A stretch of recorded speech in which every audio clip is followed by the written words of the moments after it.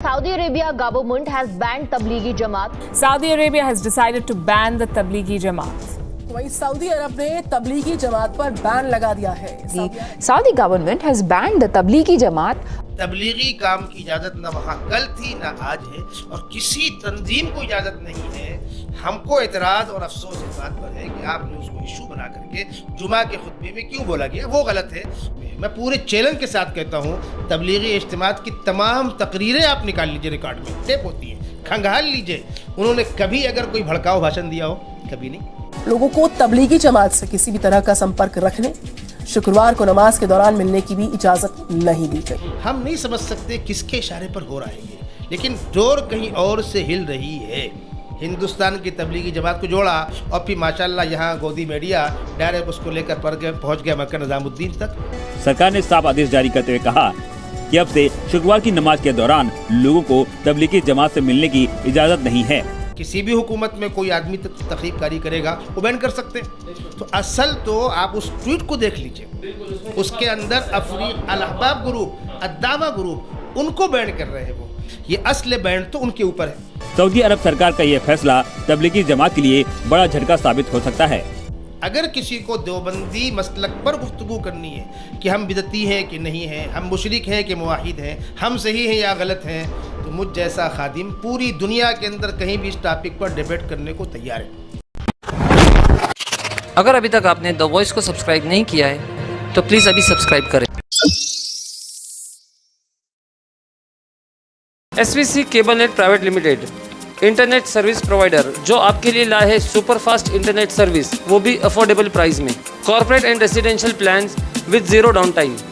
आज ही संपर्क करें SVC cable net private limited.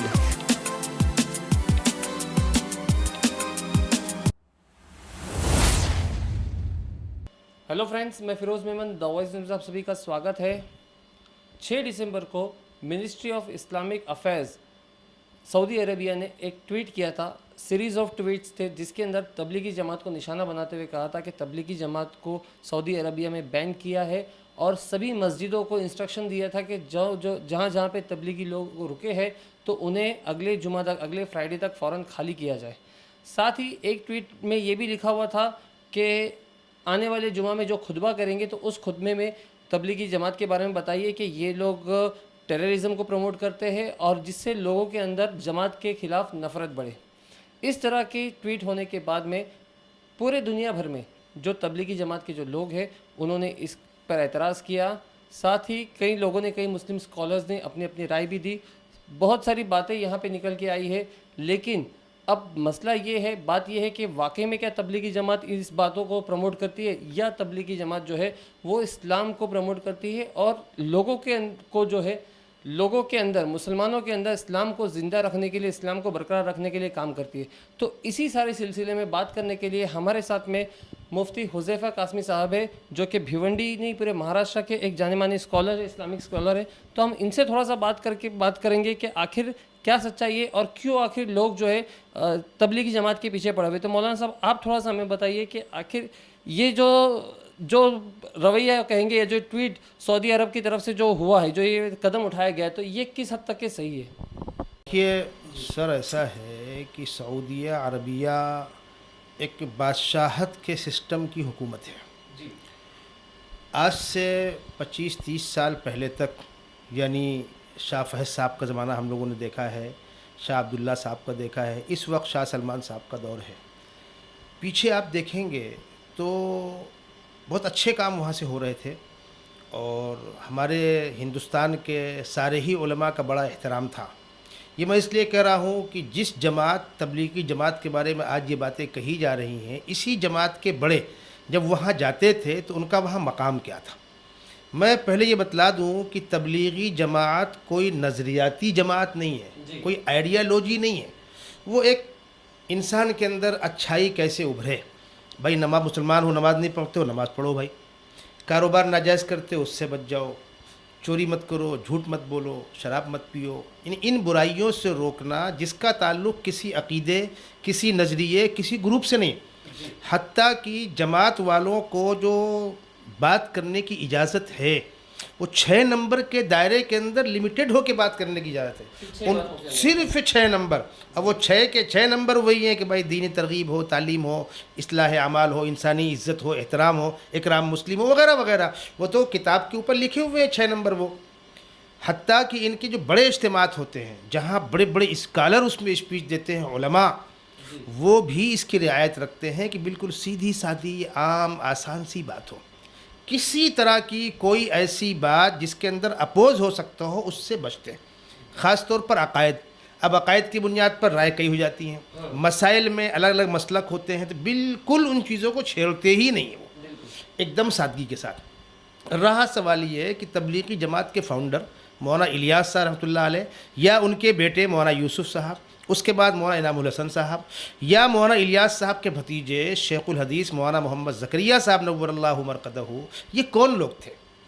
یہ ہندوستان کے اندر جو دیوبندی مکتبہ فکر, دیوبندی مسلک کہلاتا ہے, جو حضرت شیخ الہند کے شاگردوں کی ٹیم ہے, مولانا محمود الحسن جنہوں نے انگریز کے خلاف جنگ میں بہت بڑا کارنامہ انجام دیا تھا اور ریشمی رومال تحریک چلائی تھی اور مالٹا میں قید کیے گئے تھے. حضرت مولانا محمود حسن جو دارالعلوم دیوبند کے اولین طالب علم تھے اور بعد میں وہ شیخ الحدیث صدر مدرس بنے, ان کے جو شاگردوں کی پوری ٹیم دنیا کے اندر پھیلی ہوئی ہے, یہ دیوبندی مسلک کے لوگ کہلاتے ہیں. تبلیغی جماعت والوں کے جو بڑے ہیں مولانا الیاس صاحب, مولانا یوسف صاحب, حضرت شیخ محمد زکریا صاحب, یہ سب لکھ رہے ہیں کہ ہم مسلکاً دیوبندی ہیں, یعنی ہمارا الگ سے کوئی مسلک نہیں ہے. اب رہا سوال یہ کہ میں بھی اس کا ایک ادنا خادم ہوں. اگر کسی کو دیوبندی مسلک پر گفتگو کرنی ہے کہ ہم بدعتی ہیں کہ نہیں ہیں, ہم مشرک ہیں کہ موحد ہیں, ہم صحیح ہیں یا غلط ہیں, تو مجھ جیسا خادم پوری دنیا کے اندر کہیں بھی اس ٹاپک پر ڈیبیٹ کرنے کو تیار ہے. جماعت والوں کے تعلق سے یہ کہنا کہ ان کا عقیدہ غلط ہے, نظریہ غلط ہے, انتہائی پھوہڑ بات ہے. تبلیغی جماعت کسی آئیڈیالوجی کا نام نہیں ہے. دوسری بات جو اس سے زیادہ تکلیف دہ ہمارے لیے ہے کہ صاحب ان کے تار جو ہیں وہ دنیا کی کچھ تخریب کار تنظیموں سے ملتے ہیں. سوال نہیں پیدا ہوتا جب ان کو اپنی اسپیچ میں ان باتوں کرنے کی اجازت نہیں ہے. وہ اجتماعات میں زمین سے نیچے یا آسمان سے اوپر کی بات کرتے ہیں, کسی سیاسی پارٹی سے ان کا کوئی لینا دینا نہیں ہے, سیاست پر بات نہیں کرتے, سیاسی آدمی کو وہاں آنے نہیں دیتے اس اسٹیج تک. ایسی تنظیم سے آپ یہ باتیں کیوں جوڑ رہے ہیں؟ تیسری اہم بات, جیسا آپ نے کہا نا کہ انہوں نے 6 تاریخ کو ٹویٹ کیا, اصل بنیاد یہ ہے کہ افریقہ میں, نارتھ افریقہ میں کچھ ایسے گٹ ہیں, کچھ سنگٹھن ہیں جن کے تعلق سے سعودی حکمرانوں کو یہ خدشہ ہے, شکایت ہے, اندیشہ ہے کہ یہ ہمارے ہاں کچھ تخریبی کام کر سکتے ہیں. وہ الاحباب گروپ ہے, الدعوہ گروپ ہے, ان کو وہ بین کر رہے ہیں. اب اس کے ساتھ ساتھ بیچ میں کن لوگوں نے اس میں رفو کر دیا, ہندوستان کی تبلیغی جماعت کو جوڑ دیا. وہ الاحباب گروپ ہے, الدعوہ گروپ ہے. اچھا, تو وہ الگ گروپ ہے جن کو تبلیغی جماعت سے جوڑا جا رہا ہے. وہ افریقہ کا گروپ ہے, ہم ان کا ڈیفنس نہیں کرتے. اگر سعودی حکومت کو ان سے کوئی شکایت ہے, کوئی خدشہ ہے, وہ ان سے نپٹے. ہم کو اس سے کوئی اختلاف نہیں. کسی بھی حکومت میں کوئی آدمی تخریب کاری کرے گا وہ بین کر سکتے. تو اصل تو آپ اس ٹویٹ کو دیکھ لیجئے, اس کے اندر الاحباب گروپ, الدعوہ گروپ, ان کو بین کر رہے ہیں وہ. اب اس کے ساتھ ساتھ کہتے ہیں گیہوں کے ساتھ گھن پس رہا ہے. کچھ لوگوں نے اس میں نہلے پہ دہلا رکھ کر کے ہندوستان کی تبلیغی جماعت کو جوڑا, اور پھر ماشاءاللہ یہاں گودی میڈیا ڈائریکٹ اس کو لے کر پہنچ گیا مکہ نظام الدین تک. کوئی تعلق نہیں. آپ بیل مجھے مار. تو میں سمجھتا ہوں پہلی بنیاد تو یہ غلط فہمی ہے, یہ اصل بینڈ تو ان کے اوپر ہے. اب رہا سوال یہ کہ صاحب وہ تو خط تو دیکھنے کو مل رہا ہے, وزیر دینی امور کے وزیر کی تحریر تو مل رہی ہے. مسئلہ یہ ہے کہ سعودی میں کسی بھی تنظیم کو, کسی بھی تحریک کو, میں سب کا نام نہیں لینا چاہتا, لیکن سب کان کھول کر سن لیں, جو آج اچھل کے تقریریں کر رہے ہیں, کسی بھی گروپ کو حکومتی دائرے سے باہر نکل کر کوئی دینی کام کرنے کی اجازت نہیں ہے. بالکل نہیں ہے. ان کا مخصوص شعبہ ہے, جعلیات کا شعبہ ہے, دعوت کا شعبہ ہے, اس کے ہی پلیٹ فارم سے, اس کے ہی بنائے ہوئے ٹھکانے سے, اس کے ہی میک سے اتنی ہی بات کرنی ہوگی جتنا سرکار اجازت دے گی. اس سے زائد کسی کو کوئی اجازت وہاں نہ کل تھی نہ آج ہے.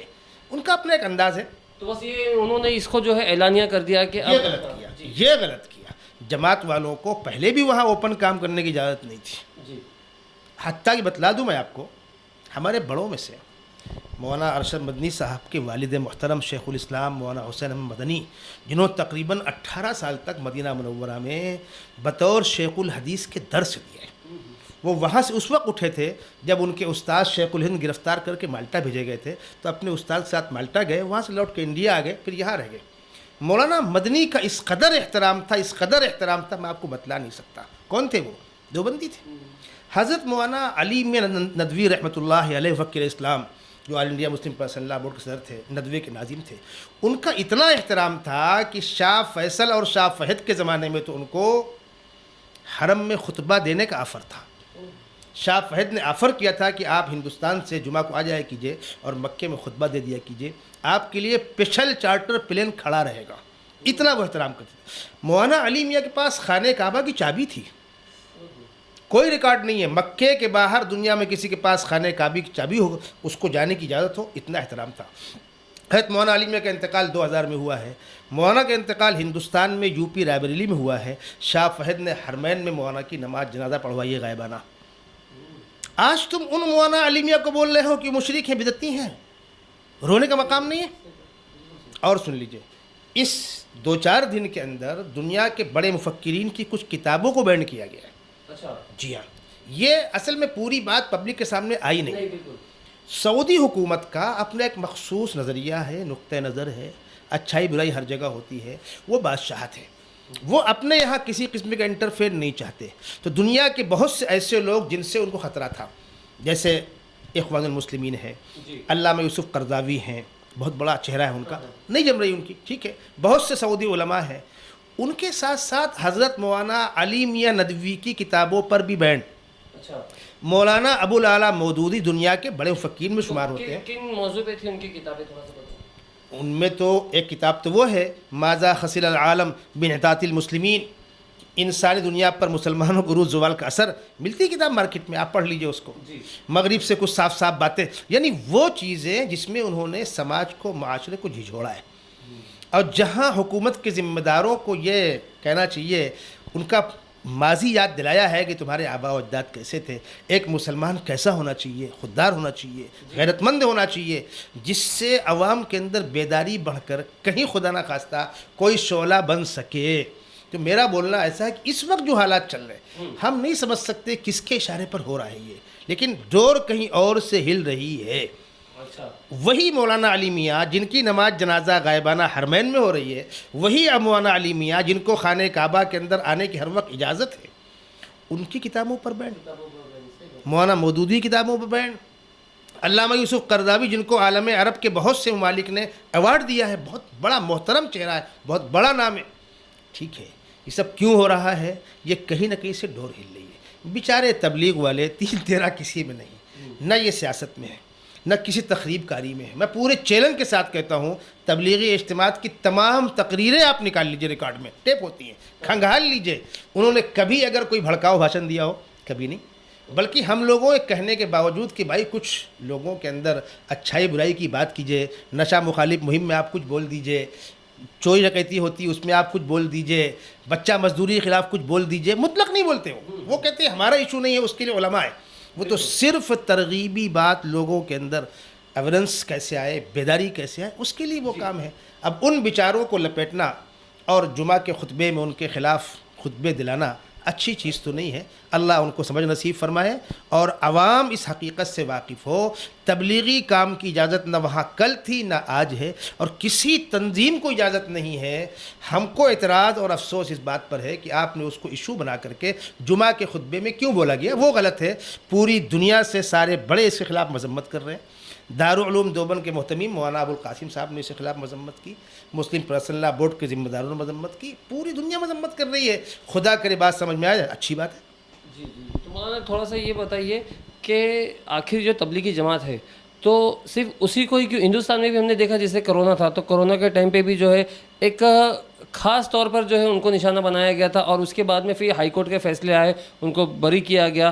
تو خالی تبلیغی جماعت ہی کیوں؟ کیا یہ واقعی میں اتنا ہی اثردار ہے کہ لوگوں کو اس سے ڈر لگ رہا ہے؟ اصل دیکھیے ہوتا یہ ہے کہ تبلیغی جماعت کا جو اصل نشانہ ہے، ٹارگٹ ہے، وہ مسلمانوں میں دینی بیداری ہے. اور یہ بات ہر شخص سمجھ سکتا ہے اس ملک کا مسلمان یا 3-4 ممالک جو آس پاس ہمارے ہیں جو پہلے ایک ہی تھا، اگر اس کے مسلمانوں میں حقیقی دینی بیداری آ جائے تو دنیا میں کتنا بڑا انقلاب برپا ہو سکتا ہے یہ آپ سمجھ سکتے ہیں۔ تبلیغی جماعت چونکہ دینی بیداری کا کام کر رہی ہے اور اس کے اثرات دور تک پھیلے ہوئے۔